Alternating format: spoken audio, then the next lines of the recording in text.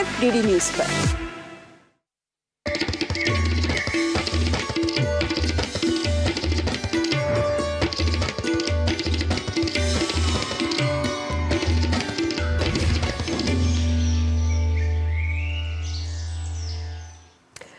कहते हैं कि कर्म वो पत्थर है जिससे आप असफलता का हर शीशा तोड़ सकते हैं। तो उस कर्म को अपने पास रखिए और अपने व्यक्तित्व में निखार लाने के लिए इस ध्येय के साथ आगे बढ़िए कि आप जो भी करेंगे उसमें आप सफल होंगे।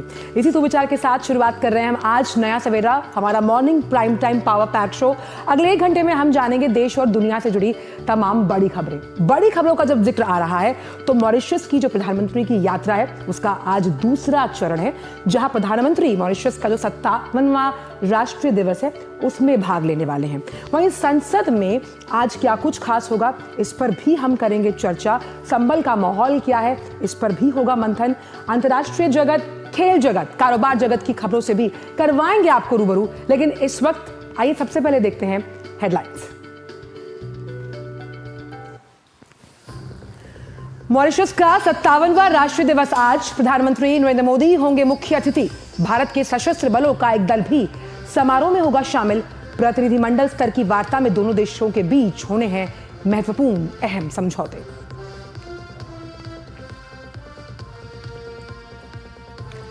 प्रधानमंत्री मोदी को मॉरिशस देगा अपने देश का सर्वोच्च सम्मान। प्रधानमंत्री मोदी ने मॉरिशस के प्रधानमंत्री राम गुलाम के प्रति जताया आभार। भारतीय समुदाय से प्रधानमंत्री ने कहा, भारत हर कदम पर मॉरिशस के साथ।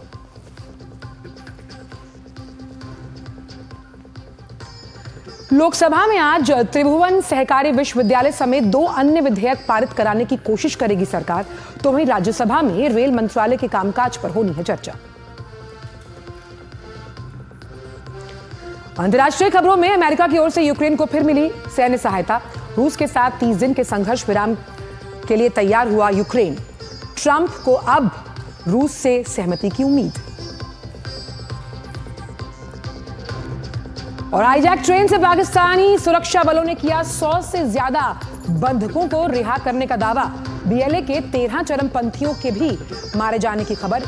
घेराबंदी अभी भी जारी।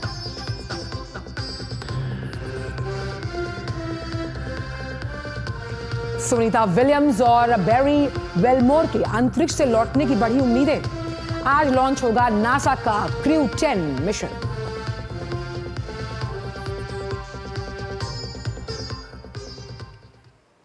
तो आइए शुरुआत करते हैं प्रधानमंत्री के मॉरिशस दौरे से जुड़ी खबरों के साथ। प्रधानमंत्री नरेंद्र मोदी आज मॉरिशस के राष्ट्रीय दिवस समारोह में मुख्य अतिथि के रूप में शामिल होंगे। ये दूसरी बार है जब प्रधानमंत्री मुख्य अतिथि के रूप में मॉरिशस के राष्ट्रीय दिवस समारोह में भाग लेंगे। वहीं भारत की ओर से एक मार्चिंग टुकड़ी भी भारतीय वायुसेना की आकाशगंगा स्काई डाइविंग टीम और भारतीय नौसेना के जहाज इम्फाल को मॉरिशस के राष्ट्रीय दिवस समारोह में शामिल किया जा रहा है। इसके अलावा प्रधानमंत्री आज मॉरिशस में वरिष्ठ गणमान्य व्यक्तियों और राजनीतिक दलों के नेताओं के साथ भी बैठक करने वाले हैं। अब मॉरिशस के साथ प्रतिनिधिमंडल स्तर की वार्ता में क्या होना है? आज कई ऐसे अहम एमओयूज हैं जिनका आदान प्रदान किया जाएगा। साथ ही प्रधानमंत्री मोदी मॉरिशस में अपने समकक्ष नवीन चंद्र राम गुलाम के साथ सिविल सर्विस कॉलेज का भी करेंगे उद्घाटन।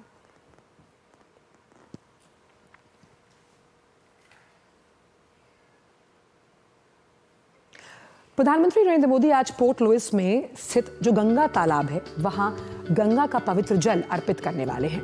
प्रधानमंत्री ने कहा कि प्रभु श्री राम से लेकर महाकुंभ तक मॉरिशस के लोगों का सांस्कृतिक जुड़ाव भारत से बना है। जो लोग महाकुंभ में नहीं पहुंच पाए उनके लिए पवित्र जल भारत से वो स्वयं लेकर आए हैं और ये ऐतिहासिक मौका होगा जब 50 साल बाद गंगा तालाब में एक बार फिर गंगा का पवित्र जल अर्पित किया जाएगा।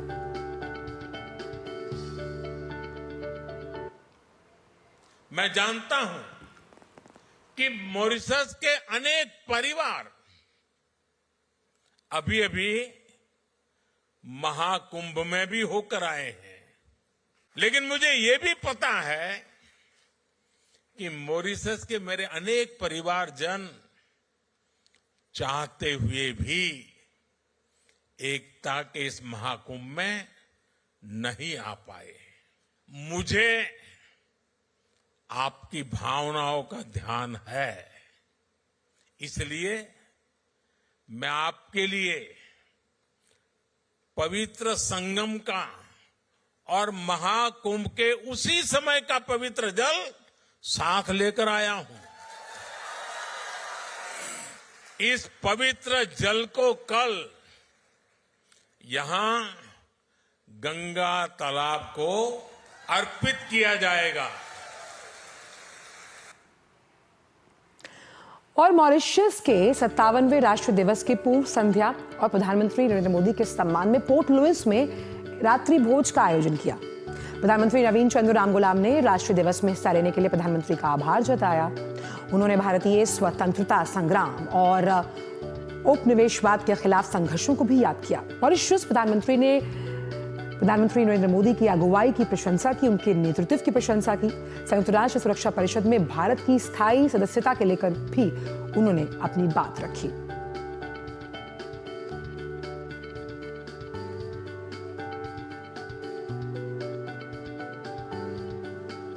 Prime Minister, you are the living testimony of selfless public service.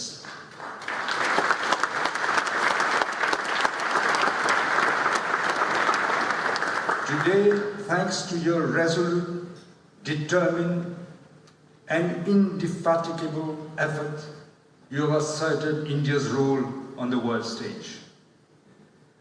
And this is why I have on every occasion I have had, be it at the United Nations or in other international forums, call for India to be given a permanent seat at the UN Security Council.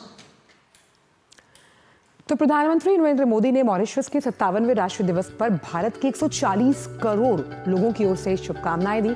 कहा दोनों देश भविष्य में मिलकर काम करते रहेंगे। प्रधानमंत्री ने सागर विजन के तहत एक महत्वपूर्ण देश बताया मॉरिशस को। उन्होंने कहा कि ग्लोबल साउथ के देशों को मिलकर अपनी आवाज बुलंद करनी होगी।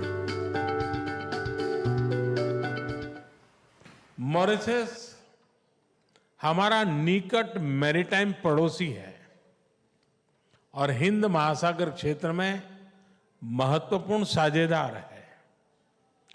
पिछले बार मेरी मॉरिशस यात्रा के दौरान मैंने विजन सागर रखा था। इसके केंद्र में क्षेत्रीय विकास, सुरक्षा और समृद्धि है। हमारा मानना है ग्लोबल साउथ के देशों को एकजुट होकर अपनी आवाज बुलंद करनी चाहिए। प्रधानमंत्री नरेंद्र मोदी के मॉरिशस दौरे का आज दूसरा दिन है और अहम दिन है। मॉरिशस ने प्रधानमंत्री को देश का सर्वोच्च सम्मान देने की घोषणा की, जिसका नाम है great commander of the order of the star end of the Indian ocean. You've just awarded me this great honor. It is perhaps fitting that I should also announce to everybody here today that I've asked the President of the Republic to award to you, Sri Modi, the highest award that we have, Grand Commander of the Order of the Star.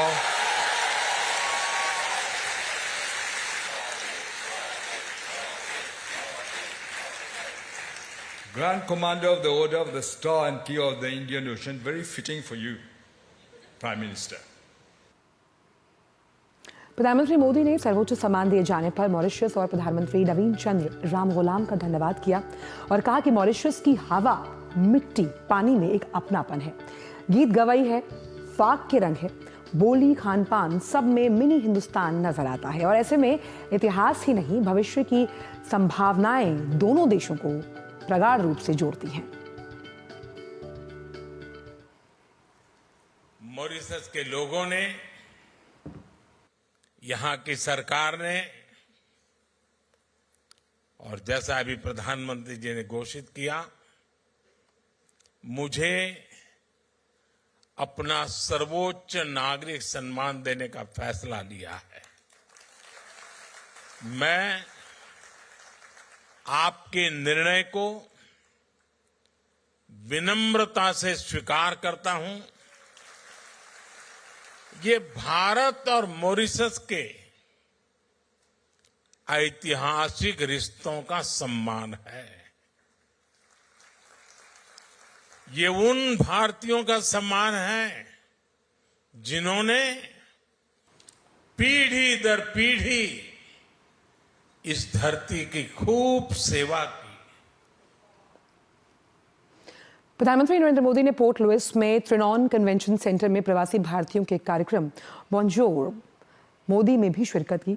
Bonjour French से लिया गया शब्द है और इसका मतलब होता है, अगर हम भारतीय भाषा में बोले, नमस्ते।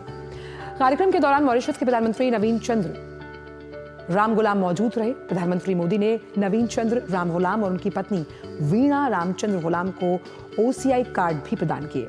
ओसीआई कार्ड धारक वीजा की औपचारिकता के बिना कभी भी भारत की यात्रा की जा सकती है।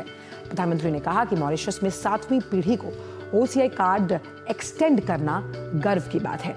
उन्होंने कहा कि गिरमिटिया का डेटाबेस तैयार करने का काम भारत कर रहा है।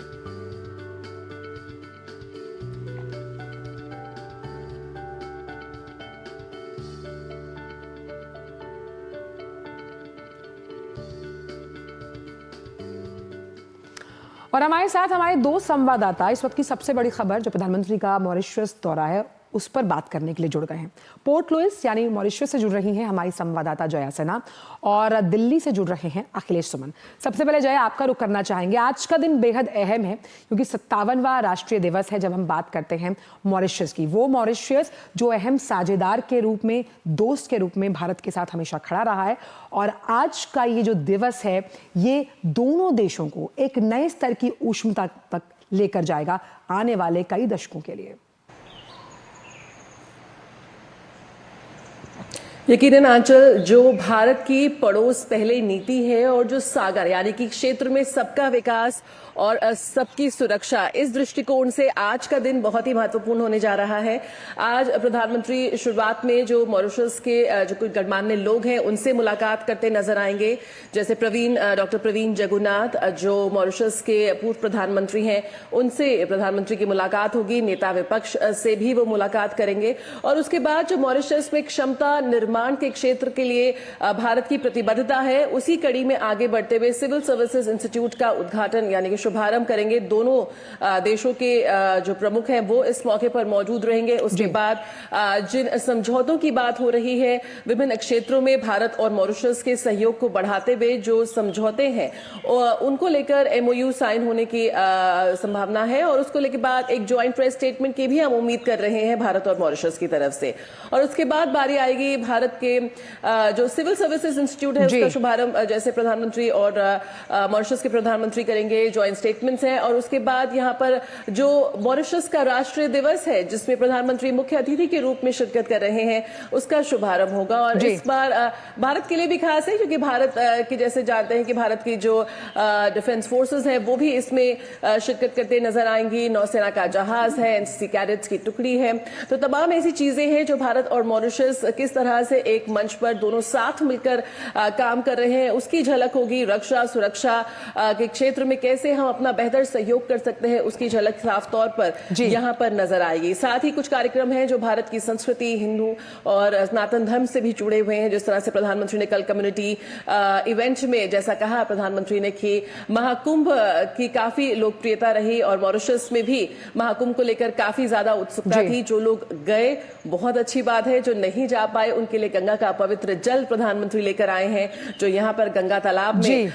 वो सबमिट करेंगे। गंगा तालाब जैसा कि हम जानते हैं कि भारतीय हिंदू जो परंपराएं हैं धार्मिक, उनसे जुड़ा बहुत ही महत्वपूर्ण स्थान है। मॉरिशस का सबसे प्रमुख तीर्थ क्षेत्र है वो, तो वहां पर भी जाने का कार्यक्रम है, तो उस लिहाज से आज का दिन बहुत महत्वपूर्ण होने जा रहा है। और ये भारत और मॉरिशस की ये बेजोड़ दोस्ती है कि अविरल निश्चल जो गंगा है वो पहुंची है वहां पर और दोनों देशों के जो बीच परस्पर संबंध है उन्हें आगे लेकर जाएंगे। आपके पास वापस आऊंगी क्योंकि अखिलेश भी हमारे साथ जुड़े। अखिलेश, क्योंकि हम बात कर रहे हैं सागर विजन की और हिंद प्रशांत महाक्षेत्र के लिहाज से बहुत महत्वता रखता है मॉरिशस। सामरिक दृष्टि से इस यात्रा को आप कैसे आंकेंगे? देखिए, निश्चित तौर पे प्रधानमंत्री नरेंद्र मोदी ने जो कल बातें कही उसमें एक नई बात उन्होंने जोड़ी। जो पहले कहा जाता था, पहले ये बोला जाता था कि मॉरिशस जो है वो अफ्रीका का गेटवे है। आज प्रधानमंत्री नरेंद्र मोदी ने कल अपने भाषण में कहा कि मॉरिशस ग्लोबल साउथ का गेटवे है। तो आप समझ सकते हैं कि किस तरीके से मॉरिशस का महत्व भारत की पूरी रणनीति में बढ़ता जा रहा है। और जो पूरा जो इंडो पैसिफिक इलाका है, इंडो पैसिफिक इलाके में जो सबसे महत्वपूर्ण बात यह है कि कई छोटे छोटे देश हैं और उन सारे छोटे देशों को सुरक्षा की चिंता होती है, समुद्री लुटेरों से चिंता होती है, उनके जो इकोनॉमिक जोन है उस इकोनॉमिक जोन में जो लोग आते हैं मछली पकड़ के चले जाते हैं, इसकी भी चिंता होती है। इसके अलावा जो नेचुरल कैलामिटीज होते हैं, नेचुरल कैलामिटीज में कौन आएगा सबसे पहले मदद करने, इसकी चिंता होती है। इन सारी चिंताओं को दूर करने के लिए जो भारत ने एक फर्स्ट रिस्पॉन्डर के रूप में और प्रधानमंत्री नरेंद्र मोदी ने 2015 में ही सागर विजन दिया, security and growth for all in the region, तो ये सारी बातें ये बताती है कि मॉरिशस का महत्व जो है एक तरीके से हमारे लिए ग्लोबल साउथ में एक सेंटर पॉइंट बन के उभर रहा है। और प्रधानमंत्री, बिल्कुल आपने बहुत अहम बात कही कि ग्लोबल साउथ की आवाज की अगुवाई भारत करता रहा है और मल्टीलैटरल फोरम्स पर ग्लोबल साउथ की आवाज को बुलंद करने का काम अब ये तमाम देश भी मिलकर कर रहे हैं। जब हम बुलंद आवाज की बात कर रहे हैं तो जया, हमने देखा कि एक बुलंद आवाज जो मॉरिशस में उसका डंका गूंजा वो थी बिहार का रंग, और ऐसा रंग जिसमें हमने देखा कि प्रधानमंत्री ने वहां का सफेद मोती यानी मखाना भी वहां उन्हें भेंट किया, भोजपुरी के गीत भी हमने देखे और ये रंग कैसे वहां के लोगों पर चढ़ता हुआ नजर आया, क्योंकि पीपल टू पीपल कांटेक्ट यानी कि जिस सॉफ्ट डिप्लोमेसी के लिए प्रधानमंत्री जाने जाते हैं उस लिहाज से भी कई तस्वीरें हमने कल बयां होती हुई देखी। बिल्कुल आंचल, कल आपने कम्युनिटी इवेंट्स में देखा होगा कितना शानदार इसका रंग नजर आया जब प्रधानमंत्री ने वहां पर हिंदी, अंग्रेजी, मॉरिशन भाषा जो है उसके साथ साथ भोजपुरी में भी बात की। भोजपुरी में जब संबोधित किया तब हॉल किस तरह से गूंज उठा तालियों से और शोर से, वो देखने लायक था। तो भोजपुरी जो संस्कृति है उसका इतिहास बहुत प्राचीन है और जब से श्रमिक आने शुरुआत हुई, हम बात करें तो झारखंड से, बिहार से, इन तमाम जगहों से जब वो आए और तो वो अपनी संस्कृति यहाँ पर लेकर आए। आज भले ही चौथी पीढ़ी आ चुकी है उसकी, लेकिन उन लोगों ने अपनी संस्कृति को, अपनी भाषा को सहेजा है, संरक्षण उसका किया है और यही वजह है कि आज भी मॉरिशस में आपको जो ये 4th जनरेशन भारतीय हैं वो भी बहुत अच्छी भोजपुरी बोलते हुए नजर आएंगे। हिंदी तो यहाँ पर सिखाई जाती है स्कूलों में, तो हिंदी तो वो सीख रहे हैं, लेकिन भोजपुरी संस्कृति, भोजपुरी खाना, इन तमाम चीजों का प्रधानमंत्री ने जिक्र किया और बहुत ज्यादा तालियां हुई, क्योंकि जब प्रधानमंत्री कहीं भी जाते हैं जो उनका कनेक्ट है वो इसलिए है क्योंकि वो उन्हीं की संस्कृति में जहां भी वो पहुंचते हैं उन्हीं की भाषा में बात करते हैं और उन्हीं की संस्कृति में जिस तरह से वो रच बस जाते हैं वो बेहद खूबसूरत होता है। और कल भी कुछ ऐसा ही देखने को मिला जब वो सुबह पहुंचे होटल, तो गीत गवई ट्रेडिशन जो कि बहुत ही एक प्राचीन परंपरागत हमारी लोक शैली है उसका हमने देखा वहां पे किस तरह से मंचन किया गया और प्रधानमंत्री ने उसका लुत्फ उठाया। और उसके बाद वहां पर जब कम्युनिटी इवेंट में करीब 3000 के आसपास लोग पहुंचे, हाथ में तिरंगा झंडा लिए और पूरे मॉरिशस में उस वक्त जय हो और हम हैं हिंदुस्तानी जैसे गीत गूंज रहे थे। उसके बीच प्रधानमंत्री का संबोधन बेहद यादगार था। प्रधानमंत्री ने, यहाँ पर मौजूद लोगों ने कहा कि प्रधानमंत्री ने जिस तरह से भारत के लिए जो कुछ किया है, मॉरिशस में रह रहे भारतीयों के लिए वो कुछ कर रहे हैं, इसी की उम्मीद है और इन उम्मीदों को पूरा करते हुए प्रधानमंत्री ने जिस तरह से घोषणाएं की वो बेहद यादगार और अभूतपूर्व होने जा रही है। और ये जो चाहे बात हो उसमें इंडेंचर लेबरर्स की जो लेकर शोध की, हाँ बिल्कुल, ये जो सॉफ्ट पावर है इसी का हमने उदाहरण कई मंचों पर देखा और ये सॉफ्ट पावर कैसे दो देशों को आपस में जोड़ती है। जब हम जुड़ाव की बात करते हैं, अखिलेश भी हमारे साथ जुड़े हुए हैं। अखिलेश, उन तमाम अनएक्सप्लोरेबल सेक्टर्स की बात अगर की जाए जिसमें नवोन्मेष के साथ नवाचार को आगे लेकर भारत और मॉरिशस बढ़ने वाले हैं, क्योंकि पब्लिक प्राइवेट पार्टनरशिप दोनों देशों के लिए अहम और स्टार्टअप्स के लिहाज से सस्टेनेबल डेवलपमेंट वो सनराइजिंग अरीनाज हैं जहां दोनों देशों को मिलकर काम करना है, एक दूसरे की उपलब्धियों को एक विन विन सिचुएशन के साथ लेवल प्लेइंग फील्ड देते हुए। निश्चित तौर पे देखिए, सबसे जो महत्वपूर्ण बात यह है कि दुनिया के जो सभी देश हैं जो वेस्टर्न ब्लॉक को अगर छोड़ दे तो पूरा ग्लोबल साउथ है। ग्लोबल साउथ आज उस दौर में पहुंचा है जो विकास की गहरी आकांक्षा रखता है और वहां के लोगों की महत्वाकांक्षाएं बड़ी है। वहां के लोग दुनिया के सभी देशों में गए हैं, वहां काम भी कर रहे हैं, लेकिन अपने देश को अगर उसके मुकाबले नहीं पाते तो उनमें भी निराशा होती है। तो इस रूप में अगर कहें कि मॉरिशस के लोग या भारत के लोग दोनों के अंदर ये आकांक्षा है कि हम इनोवेशन के क्षेत्र में आगे बढ़े, और इनोवेशन आज का एक ऐसा टूल है जिसके माध्यम से आप बड़े बड़े एआई को जोड़ता है। इनोवेशन से ही आपकी मशीन लर्निंग होती है। इनोवेशन ही नए युग का जो विज्ञान है वो इनोवेशन से शुरू होता है, स्टार्टअप से शुरू होता है। तो इस मामले में मॉरिशस को बहुत जरूरत है।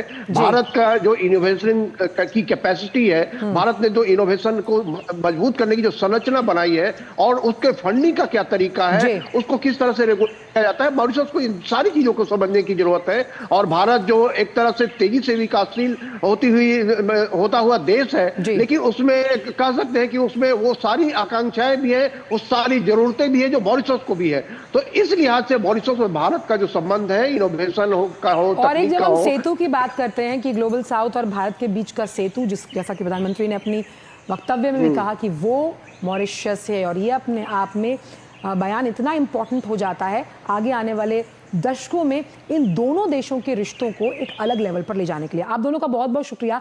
आज तो प्रधानमंत्री के मुख्तलिफ कार्यक्रम है, तो आपसे लगातार चर्चा इस दौरे को लेकर जारी रहेगी। बहुत बहुत शुक्रिया फिलहाल इन तमाम जानकारियों को साझा करने के लिए। और फिलहाल नया सवेरा में वक्त एक छोटे से ब्रेक का है।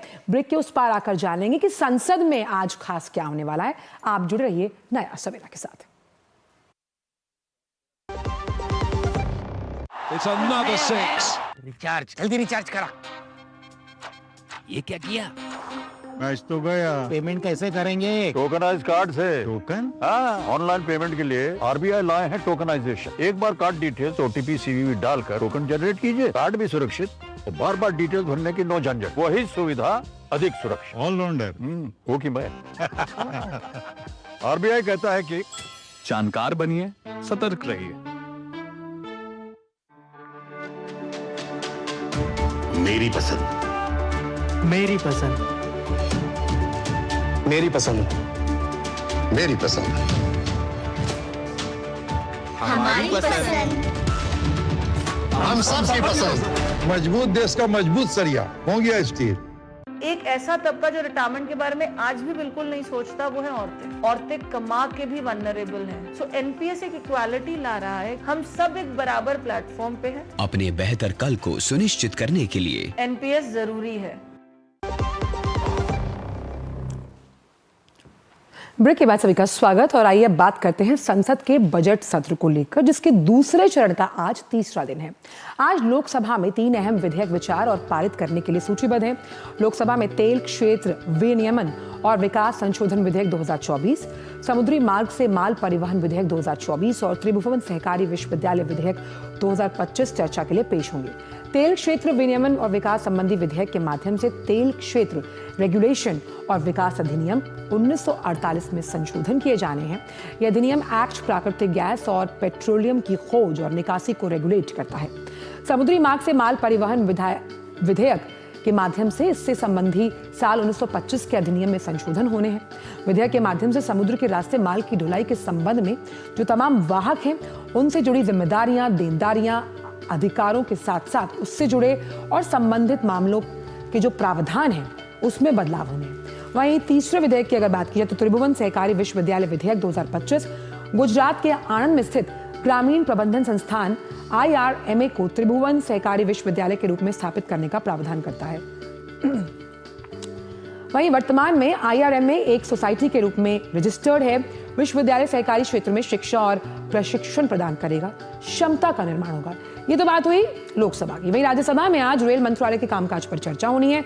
इसके साथ दोनों सदनों में प्रश्नकाल के दौरान विभिन्न मंत्रालयों से अहम प्रश्न पूछे जाएंगे।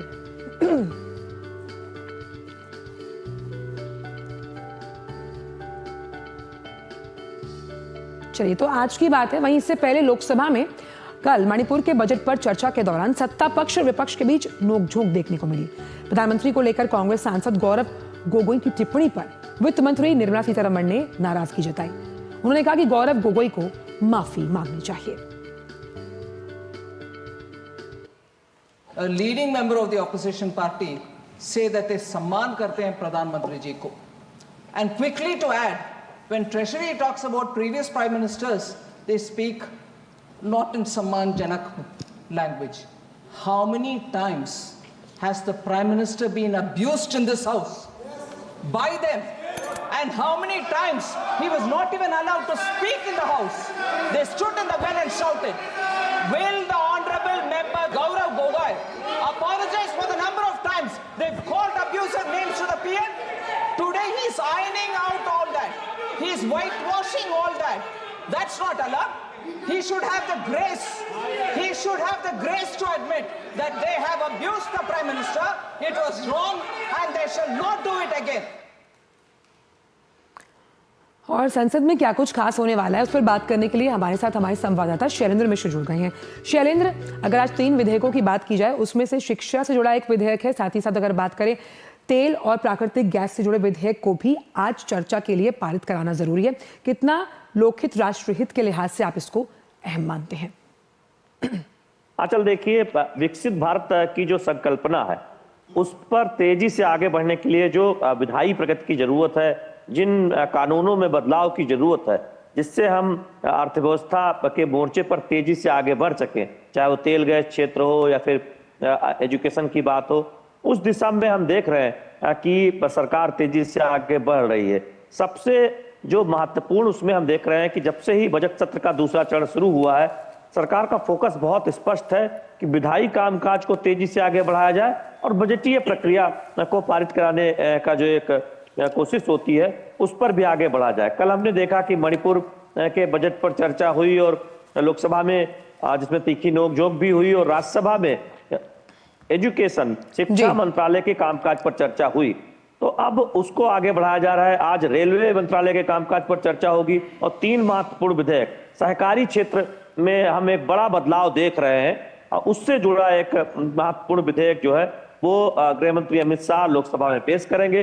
कोशिश ये है कि एक सदन से जो पारित विधेयक है उसको दूसरे सदन से पारित करा के यानी संसद से पारित करा दिया जाए और पहले ही दिन से हम विधायी कामकाज में प्रगति देख रहे हैं। तेल क्षेत्र विनियमन जो विधेयक है वो तेल और गैस क्षेत्र में है, किस तरह से देखें तो एक महत्वपूर्ण बदलाव करेगा।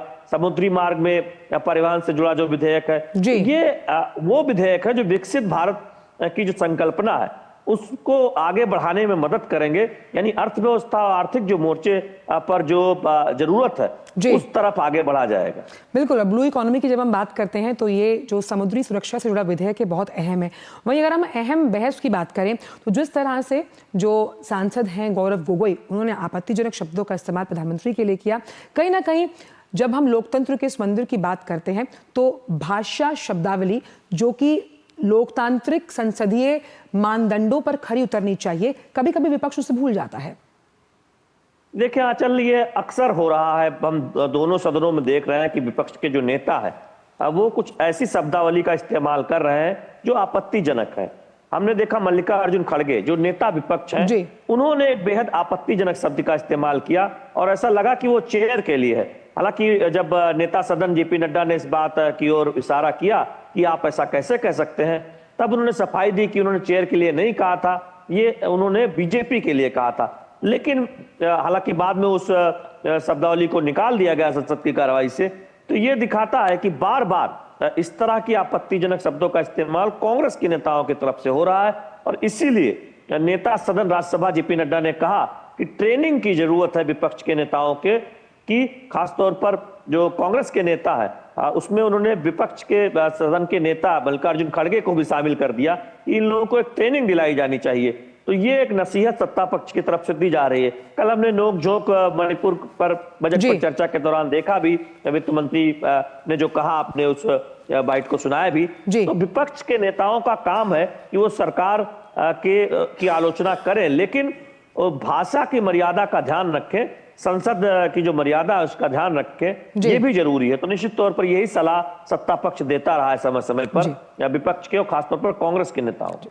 बिल्कुल, बहुत बहुत शुक्रिया शैलेंद्र इन तमाम जानकारियों को हमसे साझा करने के लिए। और संसद में आज जिस तरह का दिन रहेगा आपसे आगे भी उस पर हम चर्चा करते रहेंगे। बहुत बहुत शुक्रिया सुबह सवेरे जुड़ने के लिए। और अब संसद के बाद सीधे आपको लिए चलते हैं उत्तर प्रदेश, जहां संभल के जामा मस्जिद की विवादित ढांचे की रंगाई पुताई की अनुमति वाली याचिका पर आज इलाहाबाद हाईकोर्ट में फिर सुनवाई होनी है। और इससे पहले सोमवार को इस सुनवाई में कोर्ट ने पुताई और सजावट की आवश्यकता को लेकर भारतीय पुरातत्व विभाग से जवाब मांगा।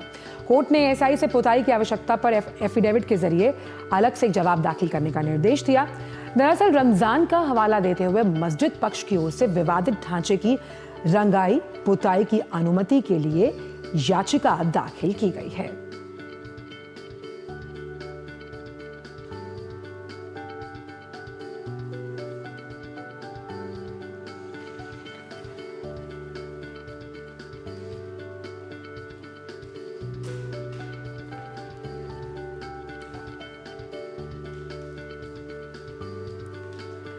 चलिए बात करते हैं जम्मू कश्मीर की, जहां 2 संगठनों पर केंद्रीय गृह मंत्रालय ने कड़ी कार्रवाई की है। आवामी एक्शन कमेटी और जम्मू कश्मीर इत्तेहादुल मुस्लिमीन को 5 वर्ष के लिए गैर कानूनी संगठन घोषित कर प्रतिबंध लगाया गया। ये संगठन आतंकवादी गतिविधियों में संलिप्त पाए गए। संगठनों की गैर कानूनी गतिविधियों से देश की अखंडता, संप्रभुता और सुरक्षा को बड़ा खतरा है। इससे अलगाववाद को बढ़ावा मिलने की संभावना है। और इस संबंध में केंद्रीय गृह मंत्रालय ने यूएपीए गैर कानूनी गतिविधियां रोकथाम अधिनियम 1967 कानून के अंतर्गत दोनों संगठनों पर कार्रवाई की। इत्तेहादुल मुस्लिमीन का प्रमुख मसरूर अब्बास अंसारी है, जबकि आवामी एक्शन कमेटी का मुखिया उमर फारूक है।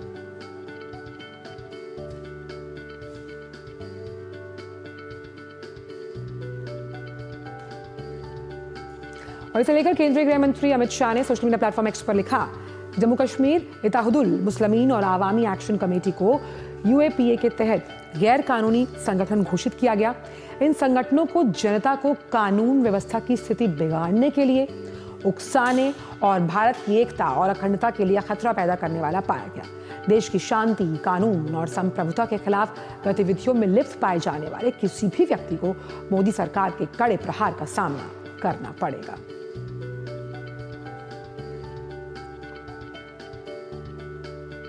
गृहमंत्री अमित शाह 14 से 16 मार्च तक असम के दौरे पर रहेंगे। इस दौरान वो ऑल बोडो स्टूडेंट्स यूनियन के वार्षिक सम्मेलन सहित कई कार्यक्रमों में हिस्सा लेंगे।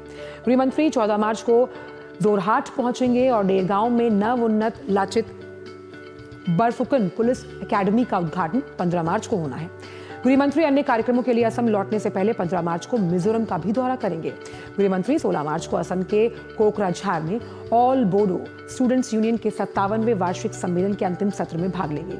एबीएसयू का वार्षिक सम्मेलन 13 से 16 मार्च तक कोकराझार जिले के बोडोफा फवथर क्षेत्र में होगा। सम्मेलन का उद्देश्य मिशन क्वालिटी एजुकेशन मूवमेंट 2030 को आगे बढ़ाना है, जिसके लिए एकेडमिक ढांचे और कौशल निर्माण के अवसरों को मजबूत करने के प्रयासों को बल मिलेगा।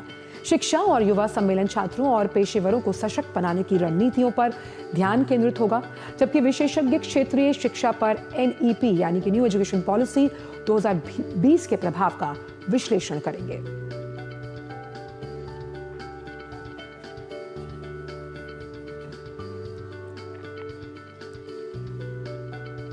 त्रिभाषा नीति के मुद्दे पर केंद्रीय शिक्षा मंत्री धर्मेंद्र प्रधान ने तमिलनाडु सरकार पर जनता को शिक्षा नीति के मुद्दे पर गुमराह करने के आरोप लगाए।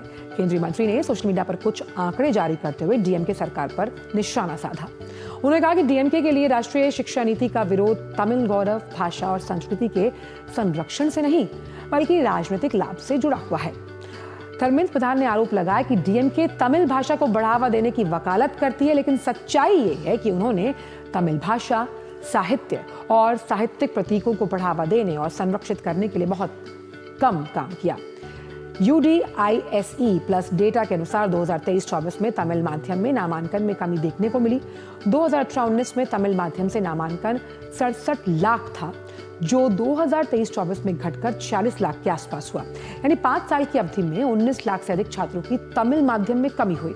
वहीं 67% छात्र अब अंग्रेजी मीडियम स्कूल्स में हैं। 2018-19 में तमिल माध्यम में नामांकन 54% था, जो घटकर 2023-24 में 36% हुआ।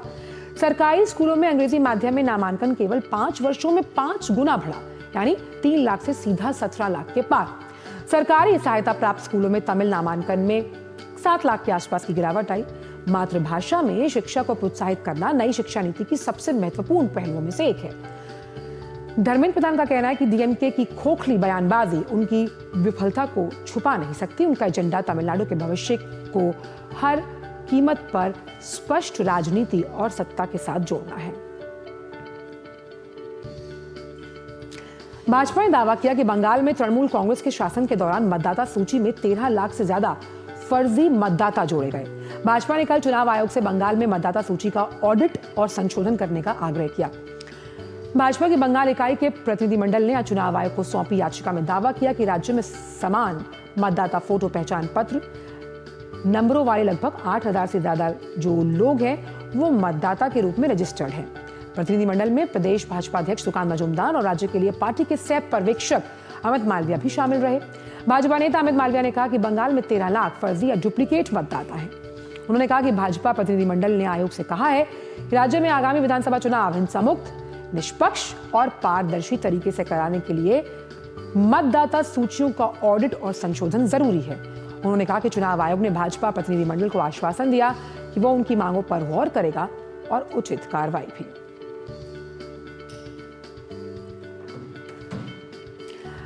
बीजू जनता वहाँ पे वोटर रोल को मैनिपुलेट करने का काम वहाँ की प्रदेश की सरकार ने, मुख्यमंत्री ममता बनर्जी ने किया है।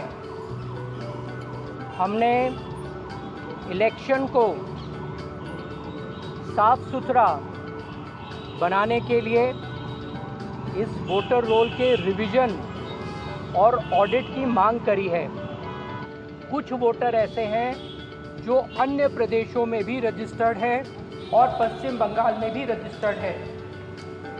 इन सभी वोटरों की जानकारी हमने इलेक्शन कमीशन के सामने दी है।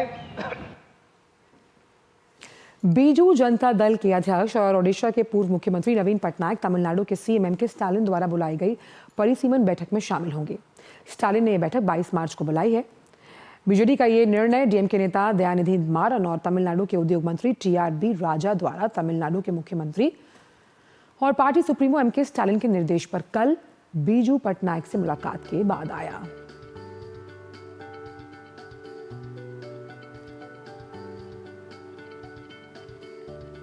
बात जेएनयू की, जहां जवाहरलाल नेहरू विश्वविद्यालय प्रशासन ने छात्र संघ चुनाव 2024-25 के लिए आधिकारिक घोषणा की। जेएनयू ने छात्र संघ चुनाव कराने के लिए अधिसूचना जारी की है। चुनाव 3 मार्च से 6 से 8 हफ्तों के अंदर यानी अप्रैल के महीने में कराए जाएंगे। दरअसल चुनाव में देरी को लेकर छात्र प्रदर्शन कर रहे थे। इसके बाद जेएनयू प्रशासन ने हाईकोर्ट में अपील की और चुनाव को लेकर स्थिति स्पष्ट करने की गुजारिश की गई। कोर्ट की संस्तुति के बाद जेएनयू प्रशासन ने मंगलवार शाम को चुनाव के लिए अधिसूचना जारी कर दी।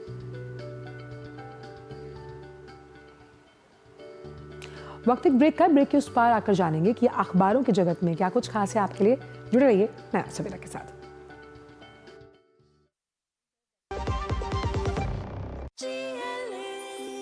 जो लक्ष्य चुना था समझ आने लगा है। जीएलए यूनिवर्सिटी, उच्च लक्ष्य की निश्चित प्राप्ति। जब धरती चीर कर निकलता है लोहे का पत्थर और मिलता है मोंगिया के जोश से, फिर तपता है, पिघलता है और बनता है फौलाद। अब होता है सरिया सारी खूबियों के साथ। मोंगिया स्टील, मजबूत देश का मजबूत सरिया। एक जमाने से कहानी है सुना रही आकाशवाणी, फिर आया एंटरटेनमेंट का रेवोल्यूशन, जब कोने कोने पहुंचा दूरदर्शन। कहानी नहीं बदली, स्टाइल गया है बदल। जो कहानियां हम सुनते आए देखते आए, अब वही वैसी ही कहानी सुनाएगा digital. Download waves OTT app now and watch for free.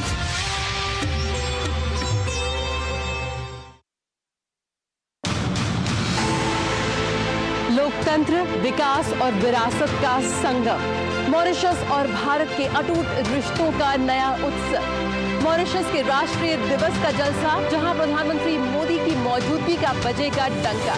है सागर के पार लेकिन दिल के पास, भारत और मॉरिशस की अनमोल मित्रता की ये खास स्पेशल कवरेज। देखिए प्रधानमंत्री नरेंद्र मोदी की मॉरिशस यात्रा की पल पल की खबर सिर्फ डीडी न्यूज पर। ब्रेक के बाद सभी का स्वागत। तो अब बारी है हमारे खास सेगमेंट अखबारों की सुर्खियों की।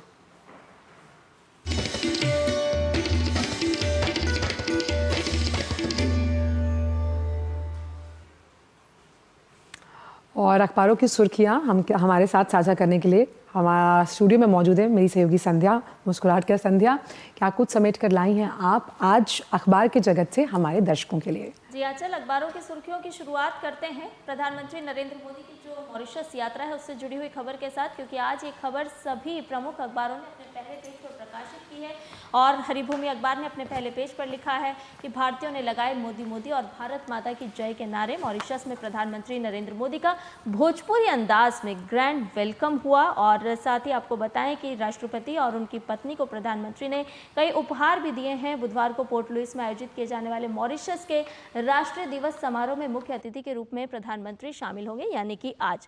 तो इस खबर को आज सभी प्रमुख अखबारों ने लिया है। एक और खबर का रुख करते हैं, ये होली और मौसम से जुड़ी हुई खबर है। जी हाँ, दैनिक जागरण अखबार ने पहले पेज पर लिखा है कि होली पर मौसम भी होगा गुलाबी। वो इसलिए क्योंकि पश्चिमी विक्षोभ व अपर साइक्लोनिक सर्कुलेशन के चलते उत्तर भारत में मौसम एक बार फिर करवट लेगा। दिल्ली, उत्तर प्रदेश में हल्की और पंजाब, हरियाणा में तेज बारिश होने के आसार बताए जा रहे हैं और संभावना है कि ओले भी पड़ सकते हैं और थोड़ा कपकपी छुड़ाने वाला हो सकता है होली पर भीगना। तो इस खबर को आज मौसम के साथ होली के रंगों के साथ प्रकाशित किया गया है।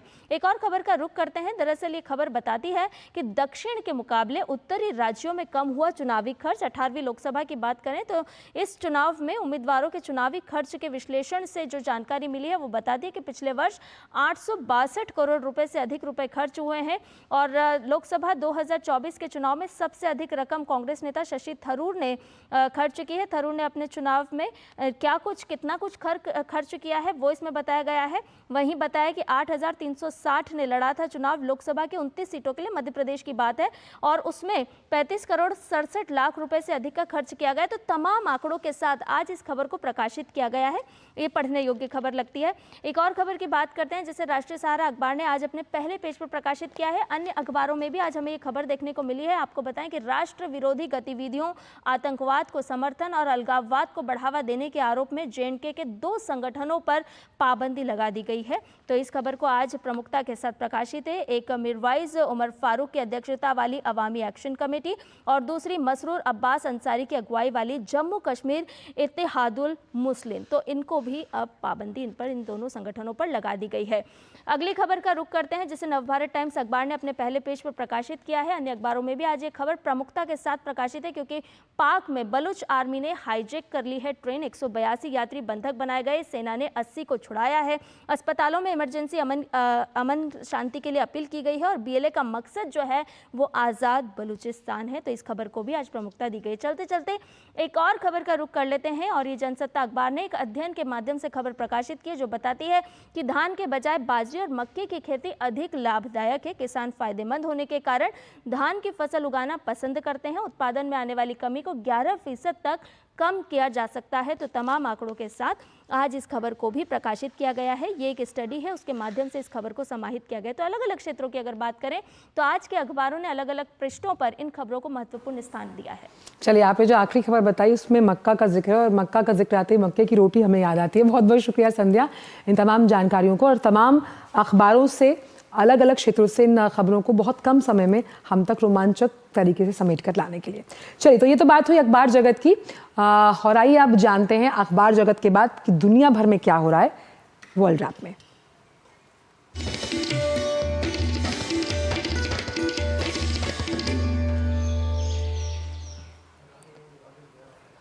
तो पाकिस्तान में सुरक्षा बलों ने बलूचिस्तान प्रांत में संदिग्ध बलूच चरमपंथियों द्वारा ट्रेन में बंधक बनाए गए 100 से ज्यादा यात्रियों को छुड़ाने का दावा किया। साथ ही ये भी कहा कि 16 चरमपंथियों को मार गिराया गया। सुरक्षा अधिकारियों के अनुसार बचाव अभियान जारी है।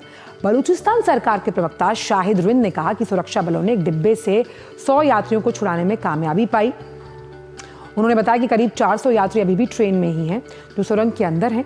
सुरक्षा बलों और चरमपंथियों के बीच मुठभेड़ जारी है। पेशावर जाने वाली यात्री ट्रेन पर भीषण गोलीबारी की खबर के बीच बचाव दल को कल मौके पर भेजा गया।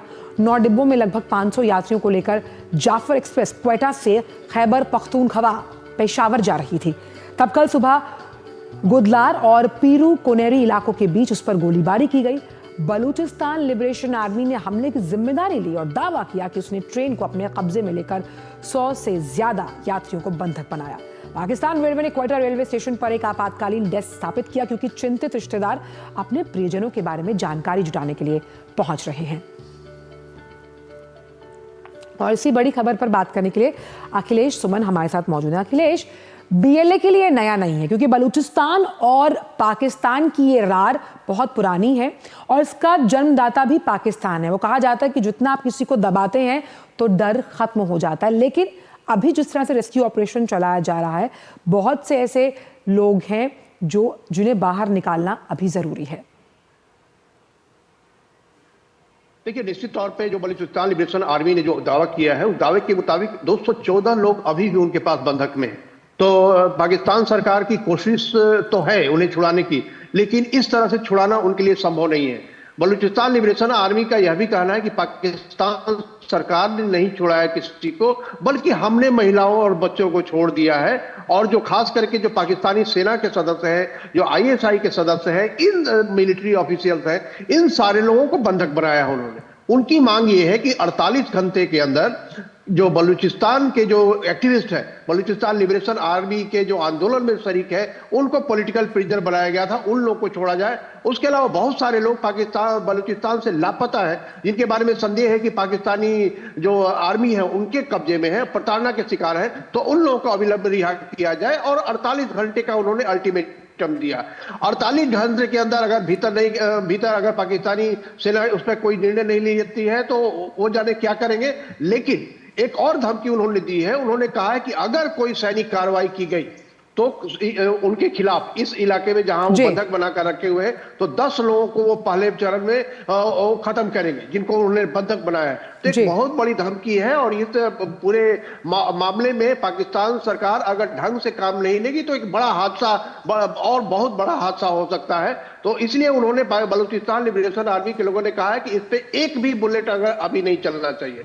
देखिए, बलूचिस्तान लिबरेशन आर्मी इलाके में सक्रिय है, वो इलाका जो है काफी संवेदनशील है, मिनरल रिच इलाका है। वहां के लोगों में असंतोष है कि चाइना पाकिस्तान इकोनॉमिक कॉरिडोर वहां से गुजरता है, वहां के लोगों को कोई फायदा नहीं हो रहा। इसके कारण के गुस्से को एड्रेस करने की बजाय लगातार सैनिक कार्रवाई करते हैं। इसके चलते बलूचिस्तान लिबरेशन आर्मी के जो लड़ाके हैं उन्होंने एक कदम उठाया है। निश्चित तौर पर पाकिस्तान सरकार को इस समय संयम से कार्य लेना चाहिए और अपने यहाँ जो आतंकी अन्य देशों में आतंकी गतिविधियां बढ़ाने की जो उनका रुख रहता है उस पर रोक लगानी चाहिए, नहीं तो उनके यहाँ भी आतंकवाद इसी तरह से बढ़ेगा। यह बात सभी का कहना है। जी बिल्कुल, तो वो कहते हैं जब पेड़ आपने बबूल का बोया है तो आप आम की अपेक्षा नहीं कर सकते। बहुत बहुत शुक्रिया अखिलेश इन तमाम जानकारियों को हमसे साझा करने के लिए। और आइए अब बात करते हैं अंतरिक्ष में फंसे सुनीता विलियम्स और बेरी वेलमोर के बारे में, जहां आखिरकार धरती पर लौटने की वो तैयारी कर रहे हैं। इसके लिए आज नासा क्रू-10 मिशन लॉन्च कर रहा है। क्रू-10 के आने के बाद विलियम्स और उनके क्रू के सदस्यों को 19 मार्च को रवाना होने से पहले 1 सप्ताह तक का हैंडओवर जो है उसकी प्रक्रिया चलेगी। क्रू-10 में नासा के अंतरिक्ष यात्री एनी मैकलेन और निकोल एयर्स, जापानी स्पेस एजेंसी के अंतरिक्ष यात्री ताकुया ओनिशी और रोस कॉस्मोस के अंतरिक्ष यात्री किरिल पेस्कोव शामिल हैं। रूस के साथ 30 दिनों के युद्ध विराम के लिए दिए गए प्रस्ताव पर यूक्रेन तैयार हुआ। अमेरिका ने यूक्रेन के सामने युद्ध विराम का रखा प्रस्ताव। इसके बदले में अमेरिका ने सैन्य सहायता और खुफिया जानकारी साझा करने पर प्रतिबंध हटाने को लेकर जताई सहमति। दोनों पक्ष यूक्रेन के दुर्लभ खनिजों पर जल्द से जल्द समझौता करने के लिए सहमत।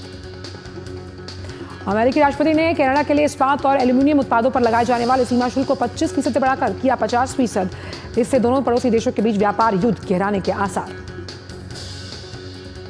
कनाडा के अगले प्रधानमंत्री मार्क कार्नी ने कहा कि उनकी सरकार तब तक शुल्क जारी रखेगी जब तक अमेरिका सम्मान नहीं दिखाता, एफटीए के लिए प्रतिबद्ध नहीं होता।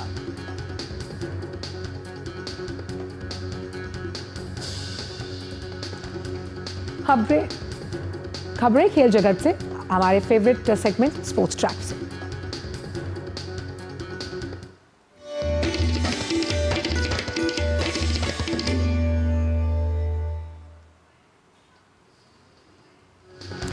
All England open badminton championship में आज पीवी सिंधु अपने अभियान का करेंगी आगाज। सिंधु राउंड ऑफ 32 के मुकाबले में कोरिया की किम गाई युन के खिलाफ उतरेंगी। सिंधु जनवरी की आयोजित हुई इंडोनेशिया मास्टर्स के बाद कर रही हैं कोर्ट पर वापसी।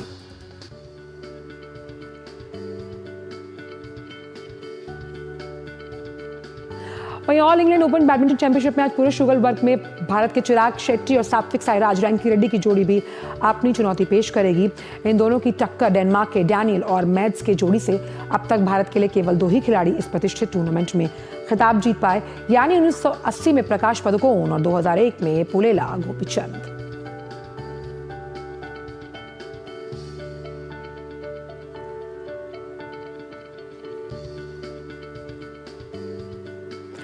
भारत ने विश्व पैरा ग्रां प्री एथलेटिक्स प्रतियोगिता के पहले दिन पुरुषों की चक्का फेंक F11 स्पर्धा में क्लीन स्वीप किया, जबकि सागर ने मंगलवार को यहां 34.84 मीटर की थ्रो के साथ स्वर्ण पदक पर कब्जा जमाया। भारत के बालाजी राजेंद्रन ने इसी स्पर्धा में 26.98 मीटर की थ्रो के साथ रजत पदक जीता, जबकि जनक सिंह हरसाना ने 25.13 मीटर के प्रयास के साथ कांस्य पदक अपने नाम किया। वहीं महिलाओं की 100 मीटर स्पर्धा में प्रीति पाल ने 14.85 सेकंड के साथ रजत पदक हासिल किया। एशियन कबड्डी चैंपियनशिप का खिताब जीतने वाली भारतीय महिला टीम को खेल मंत्री मनसुख मांडविया ने सम्मानित किया। खेल मंत्रालय की ओर से कबड्डी की टीम को 67,50,000 की धनराशि इनाम स्वरूप दी गई। इस टूर्नामेंट में भारत ने ग्रुप स्टेज पर सभी मुकाबलों में जीत हासिल की और फाइनल में ईरान की टीम को दी शिकस्त। देखिए रिपोर्ट। ईरान की धरती पर शान से तिरंगा लहराकर लौटने वाली देश की इन बेटियों ने कबड्डी में भारत का मान बढ़ाया। भारतीय महिला कबड्डी टीम ने ईरान में आयोजित हुई एशियाई कबड्डी चैंपियनशिप का खिताब 5वीं बार जीता। इस जीत की बड़ी बात यह रही कि फाइनल में भारतीय दल ने ईरान की टीम को मात दी। केंद्रीय खेल मंत्री मनसुख मांडविया ने भारतीय महिला टीम की इस उपलब्धि को बड़ा माना और खिलाड़ियों की हौसला अफजाई करते हुए जोर देकर कहा कि आगे आने वाले समय में कबड्डी का खेल ओलंपिक में जरूर शामिल होगा। आप सब लोगों के लिए भी समय समय पर जो भी आवश्यकता होगी ऐसे एफर्ट और ऐसे एक्शन हम करते रहेंगे। अभी आपकी ओर से विमेंस लीग के लिए भी सुझाव आया है। मैं सुझाव का स्वागत करता हूं और आने वाले दिनों में विमेंस लीग का भी इंडिया में प्रारंभ करके आपको एक अच्छी अपॉर्चुनिटी खेलने की देंगे।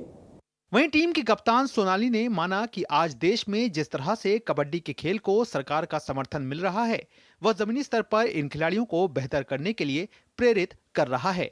ये हमें एक मोटिवेशन देता है और उनसे बात जब हमने की, हमारे जो प्रॉब्लम्स है उनको हमने बताए तो उन्होंने वो सुने और उस पे उन्होंने डिसाइड भी किया कि हम इस पे काम करेंगे। और उन्होंने जो हमें बताया कि तुम्हारी लीग चालू करने का हम पूरा कोशिश करेंगे और कबड्डी को ओलंपिक में लेके जाने का पूरा प्रयास करेंगे। तो ये सारी चीज़ें जो सर ने की उससे हमें मोटिवेशन मिला है। भारतीय महिला कबड्डी टीम का अब अगला लक्ष्य देश में आयोजित होने वाला विश्व कप है, जिसे लेकर ये टीम अब कुछ दिन बाद तैयारी में जुट जाएगी। Gaurav Kumar, DD news, Delhi. और वहीं नॉर्दर्न इंडिया पोलो चैंपियनशिप का आगाज हो चुका है। बीएमसी एडवाइजर्स द्वारा समर्थित दिल्ली के जयपुर पोलो ग्राउंड में खेले जा रहे इस टूर्नामेंट का आधिकारिक उद्घाटन सामाजिक न्याय और अधिकारिता राज्य मंत्री रामदास अठावले ने किया। दर्शकों से भरे स्टेडियम में प्रतियोगिता के पहले दिन गत विजेता जयपुर डेल्टा और अचीवर्स के बीच मुकाबला खेला गया। दोनों टीमों के बीच रोमांचक मुकाबले में अचीवर्स ने बाजी मारते हुए 11-7 के अंतर से जीत दर्ज की। बैठकर बॉल के साथ खेलना बहुत बड़ा मुश्किल है। बैटिंग से बॉल को वो चौका मारना, सिक्सर मारना, ये भी कठिन होता ही है। उससे भी ये पोलो का खेल बहुत कठिन है। और यहाँ मतलब सभी खिलाड़ी यहाँ की हमारी जयपुर डेल्टा एंड अचीवर्स, ये 2 टीमें यहाँ खेल रही है और लगातार मैं ये खेल देख रहा हूँ। खिलाड़ी बहुत अच्छा खेल रहे हैं, उनको मैं हार्दिक बधाई देता हूँ। मैच जीतो और आगे बढ़ो, यही मैं उनको नम्र निवेदन करना चाहता हूँ। तो अपने आप में ये बहुत ही अद्भुत गेम है, क्योंकि बहुत मुश्किल है। एक सोचिए हम खुद ही अपने आप अकेले खेलें, उस पे घोड़े पे बैठ के खेलना बहुत ही ज़्यादा मुश्किल है। बट हाँ, इसलिए इन सबको देख के, इन प्लेयर्स का पूरा एक्साइटमेंट देख के हम तो ओवर एक्साइटेड है। तो यस, हम बहुत खुश हैं। सारी टीम्स जो हैं वो प्रोफेशनल टीम्स हैं और बड़ा डिसेंट तरीके से मैनेज किया गया है बाय द बीएमसी एडवाइज़र। तो ये आप हर साल इसमें बेटर टू बेटर होगा और everybody will enjoy. All the delegates and people have started gathering. So it's really good. The weather is good, not too cold and not too hot. It's really nice. और आइए बात करते हैं नया सवेरा में मौसम को लेकर।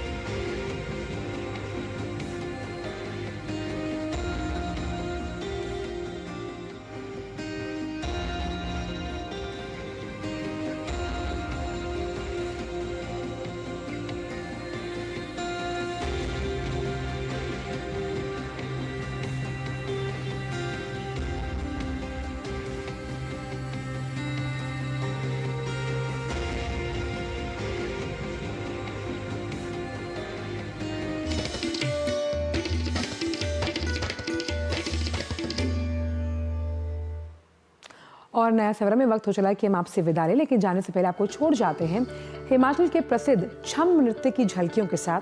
ये नृत्य हिमाचल के सबसे रंगीन और शानदार नृत्यों में से एक है। आप इन दृश्यों का उठाइए लुत्फ और हमें दीजिए इजाजत। नमस्कार।